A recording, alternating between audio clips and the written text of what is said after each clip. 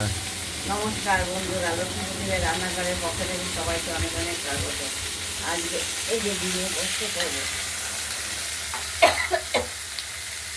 ঝিঙে আমরা প্রথমেই ধুয়ে খোসা ছাড়িয়ে ধুয়ে পরিষ্কার করে রেখেলাম। এবার এবার কড়াই কড়াইতে তেল দিয়ে দিয়েছি। এবার ভাজা ভাজা হয়, জল বেরোনো কিছু। এটা আমরা পোস্ত বাটা দিয়ে করব। পোস্ত কাঁচা লঙ্কা বাটা, পরিমাণ মতো লবণ দিয়ে দিলাম।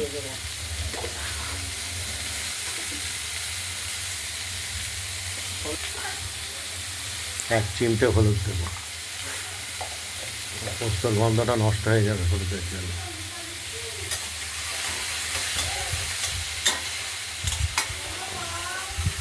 এবার ঢেকে দেবো, জল বেরোবে তো ভালো, এই জলের সেদ্ধ হয়ে যাবে। আর নাহলে আবার জল দিতে হবে। ঢেকে রাখলাম, পোস্তটা বেটে নেব। ঝিঙেগুলো ঢাকনা খুলে নেড়ে চেড়ে দিচ্ছি, একটু জল বেরিয়েছে, এই জলেই সেদ্ধ হয়ে যাবে। তারপর পোস্ত দেবো, দিয়ে নামিয়ে ফেলবো, আবার ঢেকে দেবো। পোস্তটা নিয়ে নিয়েছি, দেখতেই পাচ্ছেন। 9 মিনিট হয়েছে। আচ্ছা, 2 মিনিট মাত্র। পোস্তটা আমরা বেটে নেব। 2 মিনিট মাত্র? হ্যাঁ, মিনিট। ঢাকনাটা খুললাম, নেড়ে চেড়ে দিলাম, জল বেরিয়েছে।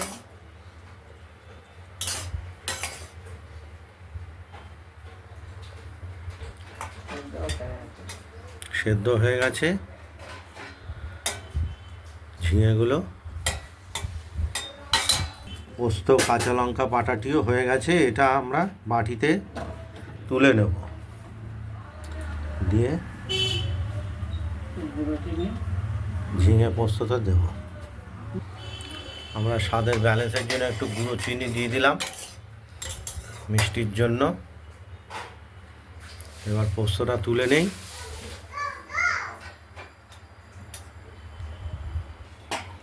আমরা শিল থেকে পোস্ত আর কাঁচা লঙ্কা বাটাটা তুলে নিলাম। এবার আমাদের ঝিঙেটি রেডি হয়ে গেছে। এবার দিয়ে দিলাম পোস্ত বাটাটা।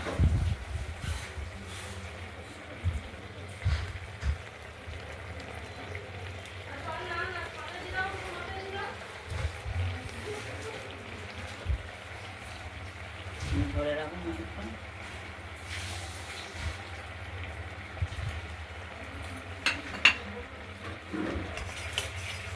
আমরা নেড়ে চেড়ে দেবো।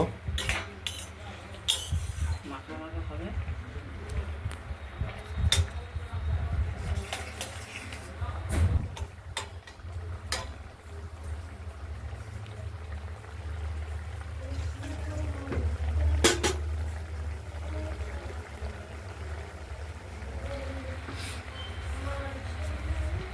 আমরা পরিমাণ মতো একটু স্বাদের জন্য সর্ষের তেল দিয়ে দিলাম, যেটা আলাদা একটা কাঁচা সর্ষের তেলের ফ্লেভার আসবে ভাতের সঙ্গে খেতে।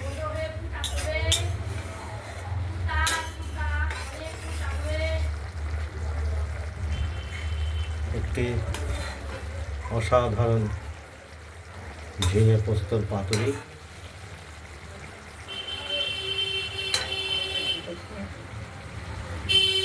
আমরা এটাকে একবার দেখে নেব, লবণ, ঝাল এবং মিষ্টির পরিমাণটা ঠিকঠাক আছে কিনা। তাছাড়া আমাদের ঝিঙে পোস্তটি প্রায় রেডি হয়ে গেছে। আর কিছুক্ষণের মধ্যে আমরা নামিয়ে ফেলব। আমরা পোস্তটা তৈরি হয়ে গেছে, ওভেনটা নিভিয়ে দিয়েছি। এই ভিডিওটা যদি ভালো লাগে শেয়ার করবেন, কমেন্ট করবেন। আর রান্নাবান্নাটা যদি ভালো লাগে সাবস্ক্রাইব করবেন আর শেয়ার করবেন। আজকের মতো এইখানে, ভালো থাকবেন, সুস্থ থাকবেন, সাবধানে থাকবেন। পরের দিন অন্য ভিডিও নিয়ে